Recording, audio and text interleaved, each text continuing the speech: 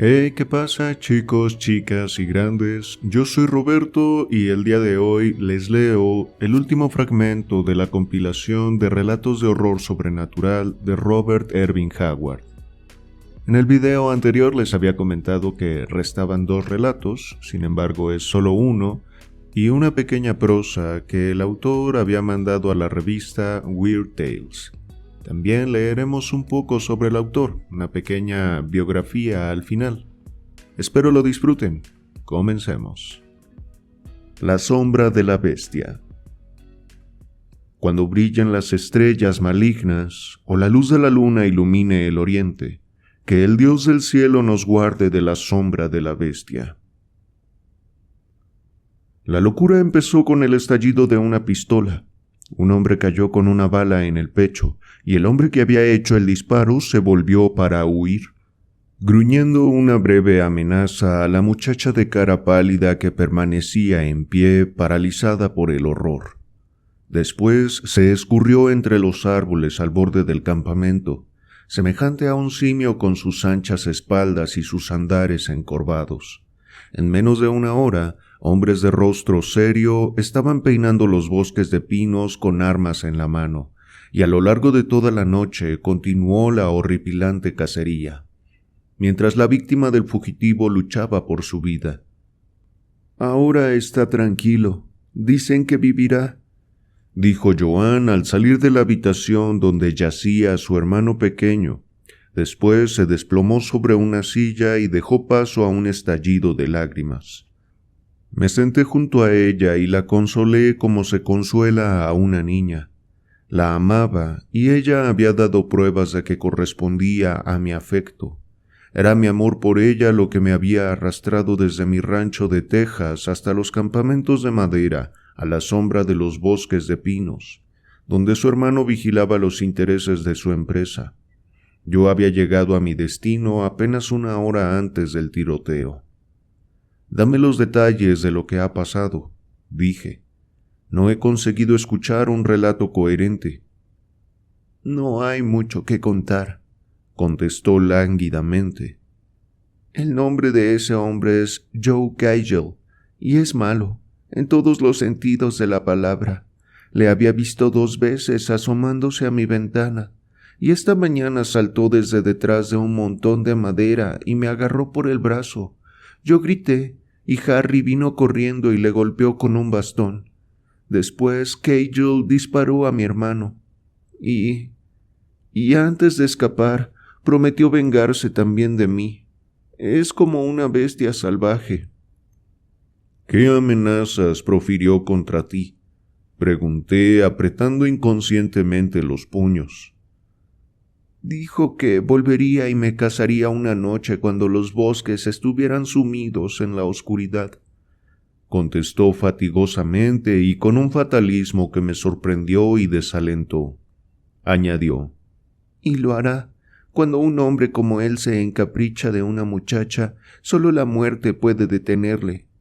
«Entonces la muerte le detendrá», dije bruscamente levantándome. «Voy a unirme al pelotón. No abandones la casa esta noche. Por la mañana Joe Cahill no podrá hacer daño a ninguna chica». Al salir de la casa me encontré con uno de los hombres que habían estado buscando al fugitivo. Se había torcido el tobillo con una raíz oculta en la oscuridad y había regresado al campamento en un caballo prestado. «No, aún no hemos encontrado ni rastro», respondió a mi pregunta. «Hemos peinado toda la zona alrededor del campamento y los chicos se están dirigiendo hacia el pantano. No parece razonable que pudiera alejarse tanto con la escasa ventaja que tenía y con nosotros persiguiéndole a caballo. Pero Joe Cahill es más una alimaña que un hombre. Parece un gorila. Imagino que estará escondido en el pantano, y si es así puede que tardemos semanas en hacerle salir. No puede estar en ningún otro sitio. Como he dicho, hemos terminado de registrar los bosques cercanos, excepto la casa abandonada, por supuesto». «¿Por qué no han mirado allí? ¿Y dónde está esa casa?» «En la carretera vieja que ya no se utiliza, a unas 4 millas. Oh, No hay hombre alguno en la región capaz de acercarse a ese sitio, ni siquiera para salvar la vida. El tipo que mató al capataz hace un par de años lo persiguieron por la vieja carretera, y cuando vio que tendría que pasar por la casa abandonada, se dio la vuelta y se entregó al pelotón. No, señor, Joe Cagle no estará cerca de esa casa. Puede apostar por ello. ¿Por qué tiene tan mala fama?, pregunté. Allí no ha vivido nadie desde hace 20 años. El último hombre que fue su propietario se cayó de una ventana del piso alto una noche y se mató. Después un joven viajante permaneció allí toda la noche por una apuesta, y a la mañana siguiente lo encontraron fuera de la casa, hecho papilla, como si se hubiera caído desde muy alto. Un lugareño que pasó por allí aquella noche juró haber oído un grito espantoso, y después vio al viajante salir volando por una ventana del segundo piso. No se quedó a ver más, pero lo que dio mala fama a la casa abandonada en primer lugar fue... Pero no estaba de humor para escuchar una larga y cansina historia de fantasmas, o lo que quiera que el hombre fuera a contarme. Casi todas las localidades del sur tienen su casa encantada, y las historias ligadas a ellas son innumerables. Le interrumpí para preguntar dónde podría encontrar la parte del pelotón que había penetrado más profundamente en los bosques, y tras recibir las indicaciones hice que el hombre prometiera que vigilaría a Joan hasta que yo regresara. Después me monté en su caballo y me marché. «¡No se pierda!», gritó mientras me iba. «Los bosques son peligrosos para un extraño. Busque la luz de las antorchas del pelotón a través de los árboles. No tome la desviación del camino antiguo». Galopando a paso vivo, llegué al borde de un camino que conducía hacia el bosque, en la dirección que deseaba seguir, y allí me detuve. Otra carretera, una que era poco más que un sendero apenas definido, se alejaba de aquella en ángulo recto. Era la vieja carretera que llegaba hasta la casa abandonada. Dudé. No tenía tanta confianza como los demás en que Joe Cagle fuera a evitar aquel sitio. Cuanto más pensaba en ello, más tenía la sensación de que el fugitivo se habría refugiado allí. Por todo lo que sabía, era un hombre fuera de lo normal, un auténtico salvaje, tan bestial, tan inferior en la escala de la inteligencia, que ni siquiera las supersticiones de la gente de la localidad le afectarían. ¿Por qué entonces no iba su astucia animal a proporcionarle cobijo en el último sitio donde sus perseguidores pensarían en buscarle? Esa misma naturaleza bestial había hecho que se burlara de los miedos de sus congéneres humanos más imaginativos. Tomada la decisión, tiré de las riendas de mi cabalgadura y emprendí el camino por la carretera vieja. No hay oscuridad en el mundo tan completamente carente de luz como la oscuridad de los bosques de pinos. Los árboles silenciosos se elevaban como paredes de basalto a mi alrededor, apagando las estrellas, excepto por algún suspiro ocasional del viento que atravesaba las ramas, o por el grito lejano de un búho a la caza. El silencio era tan absoluto como la oscuridad. La quietud me pesaba abrumadora. Parecía sentir en la negrura que me rodeaba el espíritu de los pantanos inconquistables, el enemigo primitivo del hombre cuyo salvajismo abismal todavía desafía a su jactanciosa civilización. En semejante entorno, cualquier cosa parece posible. En aquellos momentos no me extrañaban las historias de ritos de magia negra y vudú que se decía que tenían lugar en aquellos bosques oscuros. Puede que ni siquiera el latido de un tambor convocando figuras desnudas para saltar y bailar en algún festín a la luz de la fogata en la oscuridad me hubiera sorprendido. Me encogí de hombros para librarme de semejantes pensamientos. Si los auténticos adoradores del vudú celebrasen su culto en secreto en aquellos bosques, aquella noche no habría ninguno, debido al pelotón que estaba peinando la zona en misión de venganza. Mi montura había sido criada en el país de los pinos y pisaba en la oscuridad con tanta seguridad como un gato. Se abría camino sin necesidad de mi ayuda. así que forcé mis sentidos para captar cualquier sonido parecido al que pudiera hacer un hombre. Pero no llegó hasta mí ninguna pisada sigilosa, ni un solo crujido de la maleza baja. Sabía que Joe Cagel estaba armado y desesperado. Podría haberme tendido una emboscada, podría saltar sobre mí en cualquier momento, pero yo no sentía ningún miedo especial. En la oscuridad profunda, él no podía ver mejor que yo, y yo tendría tantas posibilidades como él en su intercambio de disparos a ciegas. Y si se llegaba a un conflicto cuerpo a cuerpo, bueno, yo pesaba 90 kilos, la mayor parte de hueso y fibra, y la vida en los campos de Texas me había curtido en toda clase de peleas, incluso a muerte. A decir verdad, la amenaza de Cagel a Joanne me había enfurecido tanto que había desechado toda precaución. Nunca se me ocurrió pensar que pudiera no ser rival para el fugitivo desesperado y simiesco. Si conseguía ponerle las manos encima, lo iba a reducir a pulpa.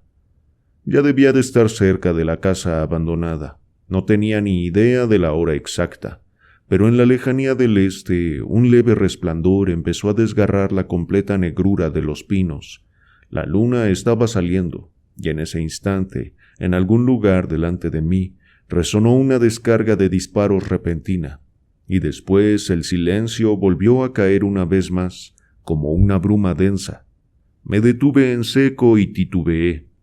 Me había sonado como si todos los estampidos procedieran de la misma arma, y no había habido disparos de respuesta. ¿Qué había ocurrido en la tétrica oscuridad? ¿Significaban esos disparos el final de Joe Cagel, o significaban que había atacado de nuevo? ¿O acaso ni siquiera estaban relacionados con Cagel? Solo había una forma de descubrirlo. Apretando las costillas de mi montura, avancé de nuevo con un trote más vivo. Momentos después llegué a un gran claro y a un edificio oscuro y austero que se recortaba contra las estrellas. La casa abandonada, por fin. La luna brillaba escalofriantemente a través de los árboles, proyectando sombras negras y arrojando una luz embrujada y engañosa sobre el terreno. Bajo esta luz imprecisa, vi que la casa había sido antaño una mansión del viejo tipo colonial. Mientras permanecía sentado durante un momento en mi silla, una visión de la gloria perdida pasó por mis pensamientos. Una visión de grandes plantaciones, coroneles sureños aristocráticos, bailes, fiestas, caballerosidad. Todo había desaparecido ahora, aniquilado por la guerra civil. Los pinos crecían donde los campos de la plantación habían florecido. Los caballeros y sus damas hacía mucho que habían muerto, y habían sido olvidados. La mansión se había desmoronado en las ruinas y la decadencia. Y ahora, ¿qué amenaza acechaba en aquellas habitaciones oscuras y polvorientas donde los ratones roían y los búhos dormitaban? Me bajé de la silla y al hacerlo, mi caballo bufó súbitamente y retrocedió de forma violenta sobre sus cuartos traseros, arrancándome las riendas de las manos. Intenté agarrarlas de nuevo, pero se dio la vuelta y se alejó al galope, desapareciendo como la sombra de un duende en la penumbra. Me quedé parado, sin habla, escuchando el estruendo menguante de las pezuñas de mi montura, y sentí un dedo frío recorriendo mi espina dorsal. No es una experiencia agradable la de ver cómo pierdes tan repentinamente tu medio de huida en un entorno tan amenazador. Sin embargo, no había venido a huir del peligro. Avancé decididamente hacia la ancha terraza, una pesada pistola en una mano y una linterna apagada en la otra. Los enormes pilares se elevaban sobre mí, y la puerta se abrió girando sobre bisagras rotas. Encendí mi linterna y barrí el amplio vestíbulo con un rayo de luz, pero lo único que encontraron mis ojos fue polvo y decadencia. Apagué la luz y entré cautelosamente. Mientras estaba parado en el vestíbulo, intentando acostumbrar mis ojos a la penumbra, comprendí que estaba haciendo una de las cosas más imprudentes que se puede hacer. Si Joe Cagel estaba escondido en algún lugar de la casa, lo único que tenía que hacer era esperar hasta que encendiera la luz, y entonces llenarme de plomo. Pero también volvía a acordarme de sus amenazas hacia Joan, que en este mismo momento sin duda esperaba indefensa y temerosa mi regreso. Mi decisión se sintió reforzada. Si Joe Cagel estaba en aquella casa, iba a morir. Me acerqué a las escaleras, sintiendo instintivamente que si el fugitivo estuviera en la casa, estaría en algún lugar del segundo piso. Subí a tientas y llegué a un rellano, iluminado por la luna que se derramaba por una ventana. El polvo se acumulaba en el suelo como si nada lo hubiera alterado en 2 décadas, y oí el susurro de alas de murciélago y el corretear de ratones. Ninguna pisada en el polvo delataba la presencia de un hombre, pero estaba seguro de que había otras escaleras. Cagel podría haber entrado en la casa a través de una ventana. Recorrí el pasillo, un espantoso laberinto de sombras negras amenazadoras y de cuadrados de luz de luna que chorreaban de las ventanas. No se oía ningún sonido, excepto las pisadas acolchadas de mis propios pies en el grueso polvo del suelo. Pasé una habitación tras otra, pero mi linterna solo revelaba paredes mohosas, techos combados y muebles rotos. Por último, cerca del final del pasillo, llegué a una habitación cuya puerta estaba cerrada. Me detuve. Una sensación intangible hizo que mis nervios se tensaran. Mi corazón palpitaba. De alguna forma sabía que al otro lado de aquella puerta había algo misterioso, algo amenazador. Cautelosamente encendí la linterna. El polvo delante de la puerta había sido removido. Un semicírculo del suelo que había justo delante de la puerta estaba limpio. La puerta había sido abierta y cerrada muy poco tiempo antes. Probé el pomo con precaución. Fruncí el ceño por el estruendo que hizo y esperé una ráfaga de plomo que atravesara la puerta. Reinó el silencio. Abrí la puerta de golpe y salté a un lado rápidamente. No hubo ningún disparo, ningún sonido. Agazapado, con el arma lista, eché un vistazo a través del marco y forcé la vista. Un leve aroma acre llegó hasta mis narices. Pólvora. ¿Había sido en esta habitación donde se habían producido los disparos que había oído? La luna se derramaba sobre un alféizar roto, prestando una iluminación imprecisa. Vi una forma oscura y abultada que tenía la apariencia de un hombre tumbada cerca del centro del piso. Crucé el umbral, me incliné sobre la figura y proyecté la luz sobre la cara vuelta hacia arriba. Joan no tendría que volver a temer nunca las amenazas de Joe Cagel, pues la figura del suelo era Joe Cagel y estaba muerto.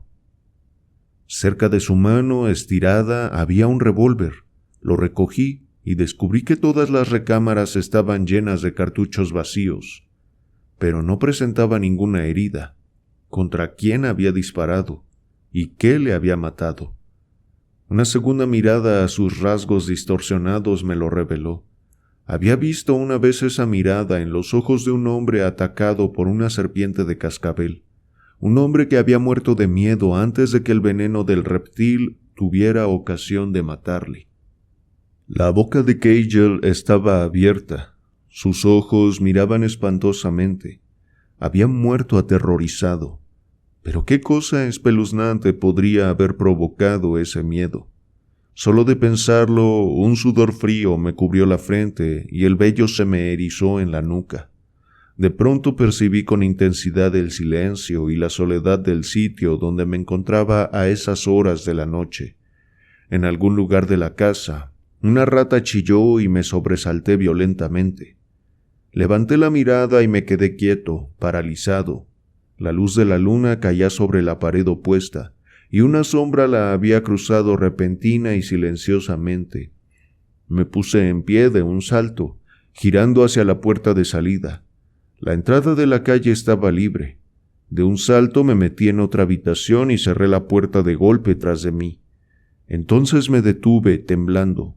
Ningún sonido alteró el silencio. ¿Qué era lo que había estado durante un instante en la puerta de la calle que daba al vestíbulo, proyectando su sombra en la habitación donde yo había estado. Seguía temblando con un miedo irreprimible. Imaginar a un hombre desesperado ya era bastante malo, pero el vistazo que había llegado a atisbar de aquella sombra había dejado sobre mi alma la impresión de algo extraño y atroz, algo inhumano. La habitación donde estaba ahora también daba al vestíbulo. Empecé a cruzar hacia la puerta de entrada, y entonces dudé al pensar en que pudiera enfrentarme a lo que quiera que acechase en la oscuridad. De pronto, la puerta se abrió. No vi nada, pero mi alma quedó paralizada porque una espantosa sombra proyectada sobre el suelo se movía hacia mí.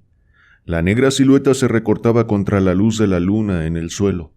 Era como si una forma espantosa estuviera en la puerta de entrada, proyectando su sombra alargada y distorsionada sobre los tablones del piso hasta mis pies.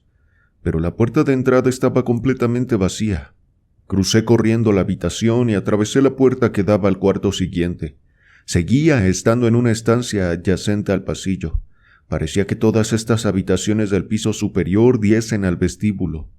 Me detuve, temblando, aferrado con tal firmeza al revólver con la mano sudorosa que el cañón temblaba como una hoja. Los latidos de mi corazón parecían resonar estruendosamente en el silencio. En nombre de Dios, ¿qué era el horror que me perseguía a través de las habitaciones oscuras? ¿Qué era lo que proyectaba su sombra cuando su propia sustancia no podía verse? El silencio pesaba como una bruma oscura. La fantasmal radiación de la luna dejaba su dibujo sobre el suelo. A 2 habitaciones de distancia yacía el cadáver de un hombre que había visto una cosa tan indescriptiblemente horrible que había hecho añicos su cerebro y le había arrebatado la vida. Y aquí estaba yo, a solas, con el monstruo desconocido. ¿Qué era eso? El crujido de antiguas bisagras. Me apreté contra la pared, la sangre helada. La puerta a través de la cual había entrado estaba abriéndose lentamente. Una repentina ráfaga de viento se coló. La puerta se abrió de par en par. Pero yo, que me había preparado para encontrarme con la visión de algún horror enmarcado en la abertura, vi nada. La luz de la luna, como en todas las habitaciones a este lado del vestíbulo, se derramaba a través de la puerta de entrada y caía sobre la pared opuesta. Si alguna cosa invisible estaba entrando desde esta habitación adyacente, la luz de la luna no quedaba a su espalda. Pero una sombra distorsionada cayó sobre la pared iluminada por la luna. Una sombra que creció como si fuera proyectada por algún ser que estuviera avanzando. Aunque el ángulo desde el cual era proyectada la deformaba, la distinguí con claridad. Una figura gruesa que se arrastraba, encorvada, la cabeza echada hacia adelante, los largos brazos de aspecto humano colgando, extrañamente humana, pero temiblemente inhumana.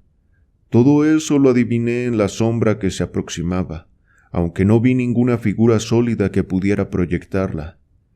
Entonces el pánico me dominó y disparé el revólver una y otra vez a través de la puerta de entrada vacía que tenía delante, llenando la casa deshabitada de ecos de explosiones y del acre olor de la pólvora. Después, desesperado, envié la última bala a través de la sombra que se deslizaba, igual que debió de hacerlo Joe Cagel en el último y terrible momento que precedió a su muerte. El percutor cayó hueco sobre un cartucho vacío y arrojé el arma vacía salvajemente contra la amenaza invisible.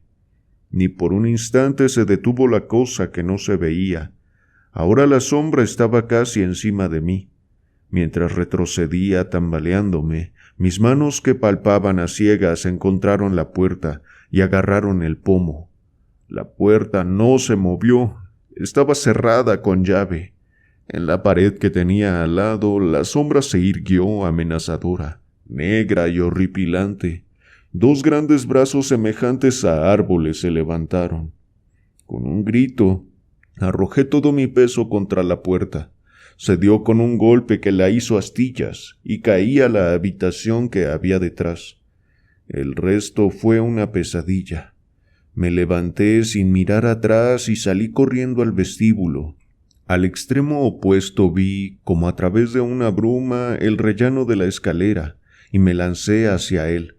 El vestíbulo era largo, parecía estirarse hasta las eternidades del tiempo mientras lo recorría a toda velocidad, y una sombra negra me acompañaba, volando por la pared iluminada por la luna. Desaparecía durante un instante en la negra oscuridad y reaparecía un instante después en un cuadrado de luz de luna que entraba a través de alguna ventana exterior.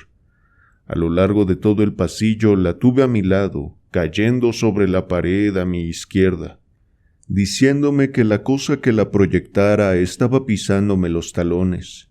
Se ha dicho muchas veces que los fantasmas proyectan sombras bajo la luz de la luna, aunque sean invisibles al ojo humano, pero no existió jamás hombre alguno cuyo fantasma pudiera proyectar una silueta semejante a aquella sombra bestial e inhumana de la que yo huía, víctima de un miedo crudo e irracional. Ya casi había llegado a la escalera, pero ahora tenía la sombra delante. La cosa estaba justo detrás de mí, tanteando con sus brazos invisibles para agarrarme. Un rápido vistazo por encima del hombro añadió una nueva punzada de horror. Sobre el polvo del pasillo, muy cerca de mis pisadas, otras huellas se estaban formando, enormes huellas deformes que dejaban marcas de garras. Con un chillido frenético giré a la derecha y salté en busca de una ventana abierta. Sin pensarlo conscientemente, como se agarra a un cabo un hombre que se ahoga. Mi hombro golpeó el marco de la ventana. Sentí el aire vacío bajo mi cuerpo que volaba. Atisbé una imagen caótica y vertiginosa de la luna, las estrellas y los pinos oscuros, mientras el suelo se apresuraba a recibirme. Y luego, el olvido negro cayó sobre mí. Mi primera sensación al recuperar la conciencia fue la de unas manos suaves que me levantaban la cabeza y me acariciaban la cara. Estaba tumbado con los ojos cerrados, intentando orientarme. No podía recordar dónde estaba o qué había ocurrido. Entonces de golpe lo recordé todo. Mis ojos debieron de centellear salvajemente al intentar levantarme. «Steve, oh Steve, estás herido». Sin duda me había vuelto loco, pues era la voz de Joan. Pero no, mi cabeza se acunaba en su regazo. Sus ojos grandes y oscuros, brillantes de lágrimas, miraban directamente a los míos. «Joan, en nombre de Dios, ¿qué estás haciendo aquí?» Me senté, atrayéndola a mis brazos. La cabeza me palpitaba produciéndome náuseas. Estaba magullado y dolorido. Sobre nosotros se levantaba la silueta macabra y austera de la casa abandonada, y podía ver la ventana desde la cual había caído, oscura sobre los retorcidos arbustos espinosos junto a los cuales yacía. Debí de permanecer allí tirado un largo rato, pues ahora la luna colgaba roja como la sangre cerca del horizonte occidental. «El caballo que te llevaste volvió sin jinete. No podía quedarme sentada sin hacer nada, así que me escabullí de la casa y vine hasta aquí. Me dijeron que te habías ido a buscar al pelotón, pero el caballo volvió por la carretera vieja. No había nadie a quien enviar, así que me escapé y vine sola». «Joan». Verla arrodillada junto a mí, tan esbelta y desamparada en la oscuridad, tan frágil y a la vez tan llena de amor, me conmovió. Una vez más la atraje y la besé sin hablar. «Steve». Su voz llegaba grave y asustada. «¿Qué te ha pasado? Cuando llegué aquí, estabas tirado entre los arbustos inconsciente». «Veo que solo el puro azar me ha salvado de matarme igual que los otros 2 hombres que cayeron desde la ventana. Dime, Joan, ¿qué ocurrió en esta casa hace 20 años para arrojar semejante maldición sobre ella?» Joan se estremeció. «No lo sé. Sus propietarios de antes de la guerra tuvieron que venderla cuando acabó. Los inquilinos dejaron que se fuera deteriorando, pero ocurrió algo extraño justo antes de la muerte del último inquilino. Un enorme mono escapó de un circo que pasaba por la región y se refugió en la casa. La pobre bestia sufría unos malos tratos terribles, y cuando sus dueños intentaron recuperarla, se resistió con tanta ferocidad que tuvieron que matarlo. Eso fue hace más de 20 años. Poco después, el propietario de la casa se cayó desde una ventana del piso superior y se mató. Todo el mundo imaginó que había cometido suicidio, o que era sonámbulo, pero... No. Un repentino escalofrío interior me hizo estremecerme. Fue perseguido a través de las habitaciones de esta misma casa por una cosa tan espantosa que la misma muerte le pareció una salida deseable. Y ese viajante, sé lo que le mató. Y a Joe Cagel. ¿Joe Cagel? Joan se sobresaltó violentamente. ¿Dónde? No te preocupes. Ya no puede hacerte daño. No me preguntes más. No, yo no le maté. Su muerte fue más horrible que cualquiera que yo hubiera podido administrarle. Hay mundos y sombras de mundos más allá de nuestro entendimiento, según parece, y espíritus bestiales ligados a la tierra que acechan en las oscuras sombras de nuestro propio mundo, más allá de su tiempo. Venga, vámonos. Joan había traído consigo 2 caballos y los había atado a una corta distancia de la casa. Hice que montara y después, a pesar de sus ansiosas protestas, regresé a la mansión. Solo me aproximé hasta una ventana del primer piso y me quedé allí durante unos instantes. Después yo también monté, y juntos Joan y yo cabalgamos lentamente por la carretera vieja. Las estrellas empalidecían y el este empezaba a blanquear con el amanecer que se aproximaba. «No me has dicho qué es lo que tiene encantada la casa», dijo Joan con un susurro. «Pero lo puedo imaginar. ¿Qué vamos a hacer?» En respuesta, me di la vuelta en la silla y señalé con el dedo. Habíamos doblado un recodo de la carretera vieja, y apenas podíamos atisbar la antigua casa a través de los árboles. Mientras mirábamos, una roja lanza de fuego se elevó de un salto. El humo subió caracoleando en el cielo de la mañana, y escasos minutos después un profundo rugido llegó hasta nosotros, mientras el edificio entero empezaba a desmoronarse en las llamas furiosas. Las llamas que habían surgido del fuego que prendía antes de que nos marcháramos.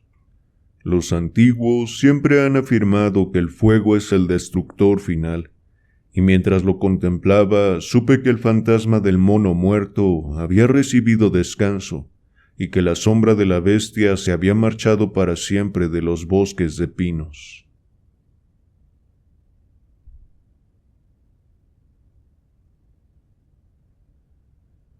Una ventana abierta. Weird Tales, septiembre 1932. Tras el velo, ¿qué abismos se ocultan del tiempo y del espacio? ¿Qué seres burlones y parpadeantes deslumbran la mirada? Tiemblo ante una horrorosa y descomunal cara, nacida en las enloquecedoras inmensidades de la noche.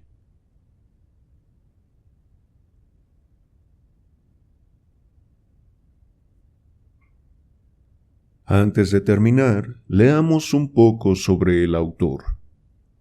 Robert Irving Howard, Pistor, Texas, 1906, Cross Plains, Texas, 1936. Fue un escritor estadounidense de aventuras históricas y fantásticas. Su familia vivió en varios lugares del sur, este y oeste de Texas, además del oeste de Oklahoma, antes de asentarse en pleno centro del estado, en Cross Plains en 1919.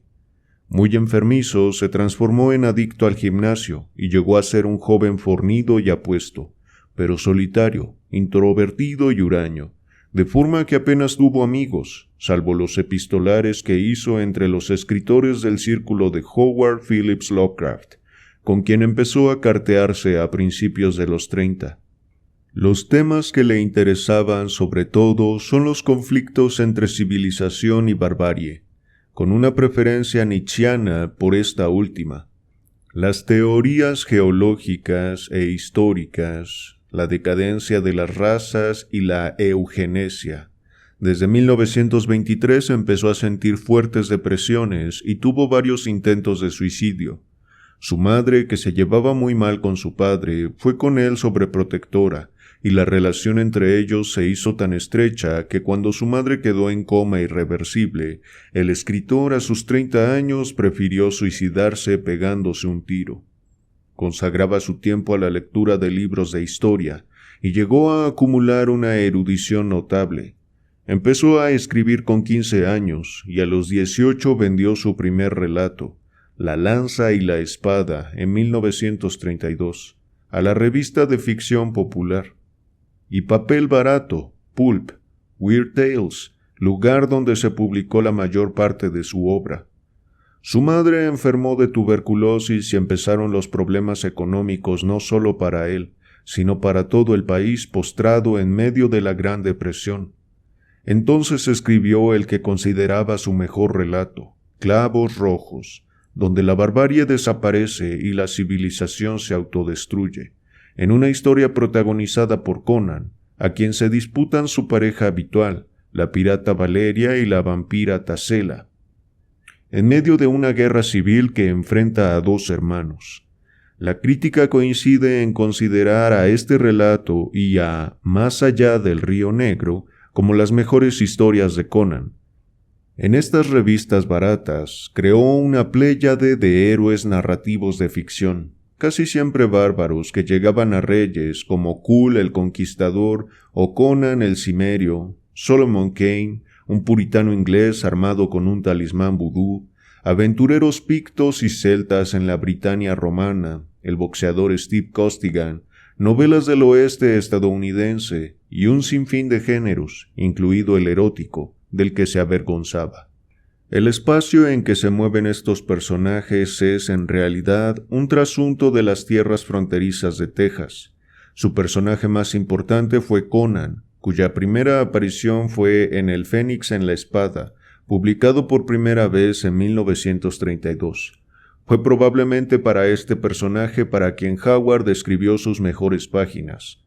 Algunos otros de sus personajes son el rey Kull de Atlantis, el aventurero puritano inglés Solomon Kane y el jefe picto Bran Mak Morn, que lucha contra la invasión romana en Britania. Además creó a la guerrera Red Sonja, o Sonia la Roja, aunque la mayoría de los aficionados la conocen de distinta manera a como la concibió, dado que este personaje, originalmente escrito para un relato históricamente situado en el siglo XVI, fue incluido en el universo de los cómics de Conan de los años 70. Para los cómics, la ortografía del nombre del personaje pasó a escribirse con J en vez de Y, Red Sonja. Además de los personajes de Mak Morn, Kane o Sonia, escribió otras ficciones históricas. Por ejemplo, su historia Las Puertas del Imperio involucra a un personaje ficticio en las luchas de Shirkuh, Shawar y Amalarico por el control de Egipto. La historia termina con una de las famosas batallas de Saladino, en la primavera de 1167. De su obra de horror, la más destacada puede ser el cuento Palomas del Infierno, en el que trata el tema de los zombies y la magia negra del sur de Estados Unidos. También coincidió con otros autores de la época como Lovecraft, quien le otorgaría el apelativo amistoso de Two Gun Bob, Bob Dos Pistolas, en alusión a su origen tejano, y Clark Ashton Smith, que influyeron de alguna manera en su obra en lo que vino a llamarse el Círculo de Lovecraft.